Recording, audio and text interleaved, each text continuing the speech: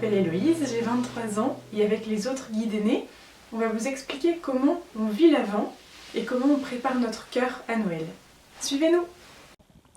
Alors le texte qu'on va lire aujourd'hui, c'est un texte de l'Évangile qui s'appelle l'Annonciation et il a été écrit par Luc. Alors, on va commencer. L'ange Gabriel fut envoyé par Dieu dans une ville de Galilée appelée Nazareth à une jeune fille, une vierge, accordée en mariage à un homme de la maison de David appelé Joseph. Et le nom de la jeune fille était Marie. L'ange entra chez elle et dit : « Je te salue, comblée de grâce, le Seigneur est avec toi. » À cette parole, elle fut toute bouleversée, et elle se demandait ce que pouvaient signifier ces salutations. L'ange lui dit alors : « Sois sans crainte, Marie, car tu as trouvé grâce auprès de Dieu. Voici que tu vas concevoir et enfanter un fils. Tu lui donneras le nom de Jésus. Il sera grand, il sera appelé Fils du Très-Haut. Le Seigneur Dieu lui donnera le trône de David son père. Il régnera pour toujours sur la maison de Jacob, et son règne n'aura pas de fin. » Marie dit à l'ange : « Comment cela va-t-il se faire, puisque je suis vierge ? » L'ange lui répondit : « L'Esprit Saint viendra sur toi, et la puissance du Très-Haut te prendra sous son ombre. C'est pourquoi celui qui va naître sera saint, et il sera appelé Fils de Dieu. Et voici qu'Élisabeth, ta cousine, a conçu elle aussi un fils dans sa vieillesse. Et elle en est à son 6e mois, alors qu'on l'appelait la femme stérile. Car rien n'est impossible à Dieu. Marie dit alors : « Voici la servante du Seigneur, que tout se passe pour moi selon ta parole. » Alors l'ange la quitta.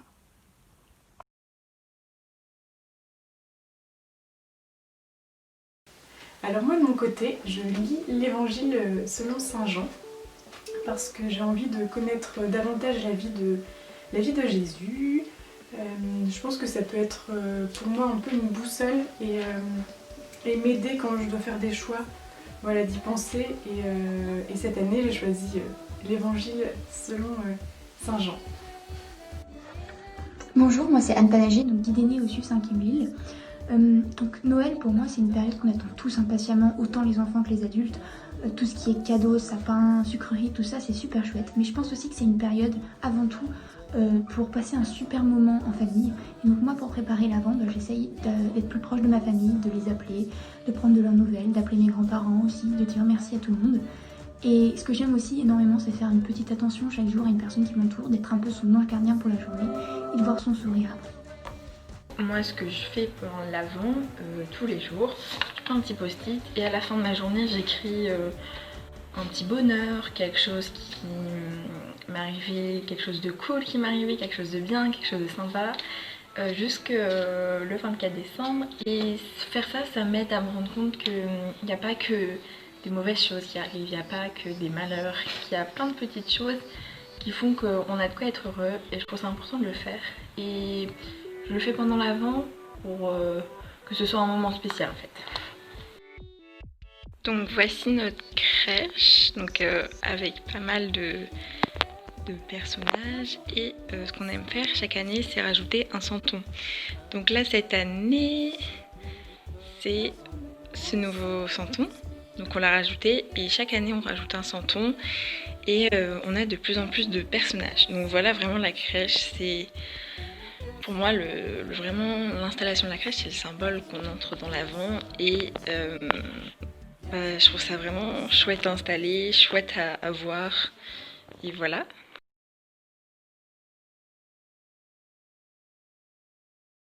Seigneur Jésus, je te prie pour tous les enfants et toutes les familles qui sont autour de moi.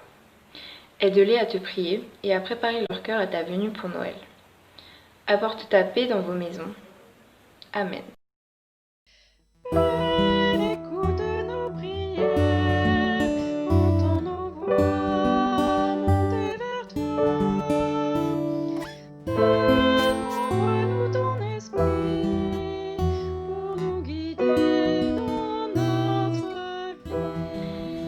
Petit Jésus, je te prie pour les personnes seules, malades, tristes, qui vont passer ce temps de l'Avent et de Noël sans leur famille et amis. Donne-nous d'aller vers elles et de leur offrir des souvenirs et de l'amour. Amen. Le temps de Noël, c'est aussi le temps où le petit Jésus est venu pour toutes les personnes qui étaient seules, toutes les personnes qui étaient tristes, toutes les personnes qui étaient malades. Et donc ce temps de l'Avent, pour préparer mon cœur à la venue de Jésus, je vais par exemple concrètement prendre un petit moment pour écrire une petite lettre à mes grands-parents ou les appeler, une petite lettre pour mes grands-oncles et tantes qui sont des personnes âgées qui voient déjà moins de monde et qui n'ont pas la chance de préparer ce temps avec leurs enfants ou avec leurs amis. Et ce qui est chouette, c'est aussi d'écrire des petites lettres ou d'envoyer des petits dessins. Vous pouvez aussi glisser un petit bonbon dans l'enveloppe. Pour les personnes âgées dans les maisons de retraite, il existe des petites associations qui font ça, je pense que vos parents connaissent peut-être, comme une lettre, un sourire, qui permet d'envoyer des lettres à ces personnes qui sont seules, qui peut-être n'ont plus de famille, qui peut-être ont des amis qui sont vraiment trop loin, qui n'ont pas la chance de les voir. Et envoyer du coup un petit mot pour dire qu'on pense à eux, pour dire qu'on prie pour eux. On peut aussi prier pour eux le soir dans notre prière. Et voilà, donc écrire un petit mot, et c'est toujours super sympa pour préparer ce temps de Noël, pour se mettre vraiment en union de prière avec ces personnes qui sont seules, leur rappeler qu'elles ne seront jamais seules puisqu'il y a Jésus avec elles. Et voilà. Ce que je fais aussi, c'est que tous les jours, ou presque, quand j'en ai envie, j'écris sur un petit arc-en-ciel des mots des personnes pour qui je veux prier, des choses pour lesquelles je veux prier, voilà un peu ce qui me tient à cœur au jour le jour. Et je garde ce petit papier dans mon agenda, comme ça me rappelle pourquoi et pour qui je veux prier dans la journée. Dans mon coin prière aussi, j'allume une bougie pour symboliser la présence de Dieu et voir que à travers cette petite flamme, il est à côté de moi. L'Avent, c'est aussi un moment de réflexion, un moment où on peut se poser des questions, un moment où chaque matin, on peut allumer une petite flamme pour se demander qu'est-ce qu'on pourrait apporter d'unique à cette journée.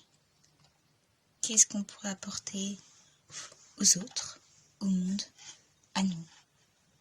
Qu'est-ce qui pourrait faire qu'on fait un petit pas vers la progression, un petit changement qui nous tient à cœur. Ça peut être un petit geste, un regard, un sourire, admirer la nature, prendre le temps de voir les petites beautés qu'on n'a pas l'habitude. C'est aussi ça, voir les petites beautés chez les gens, chez nous, dans la vie. Regarder d'un regard plus positif, plus tempéré.